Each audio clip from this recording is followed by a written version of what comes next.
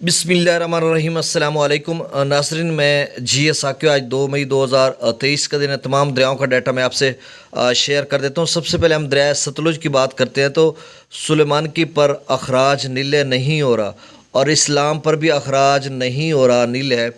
اور دریائے راوی کی بات کرتے ہیں تو جسڑ پر 2035 کیوسک، شادرہ پر صرف 392 کیوسک، بلوکی پر 2860 کیوسک اور سدنئی براج پر اخراج نیل نہیں ہو رہا۔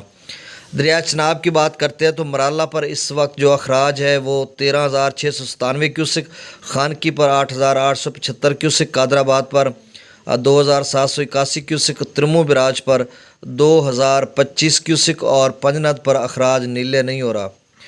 دریائے جہلم کی بات کریں تو منگلہ سے جو پانی کا اخراج کیا جا رہا ہے وہ 45,000 کیوسک ہے اور رسول پر سے جو اخراج کیا جا رہا ہے وہ 11,895 کیوسک ہے۔ دریائے سندھ کی بات کرتے ہیں تو سکردو پر سے جو اخراج ہے وہ 7,000 کیوسک، پی برج پر 13,700 کیوسک، بشام پر 29,900 کیوسک اور تربیلا ڈیم سے جو اخراج کیا جا رہا ہے وہ 45,000 کیوسک ہے۔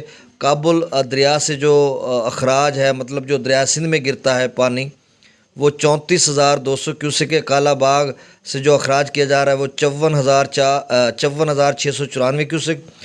چشمہ پر سے جو اخراج ہے وہ 6,500 کیوسک۔ توسا براج پر 49,804 کیوسک، گڈو براج پر 36,752 کیوسک، سکھر براج پر 9,050 کیوسک اور کوٹری براج پر اخراج نیل نہیں ہو رہا۔ تو ناظرین، یہ تازہ ترین اپڈیٹ تھی۔ بہت شکریہ۔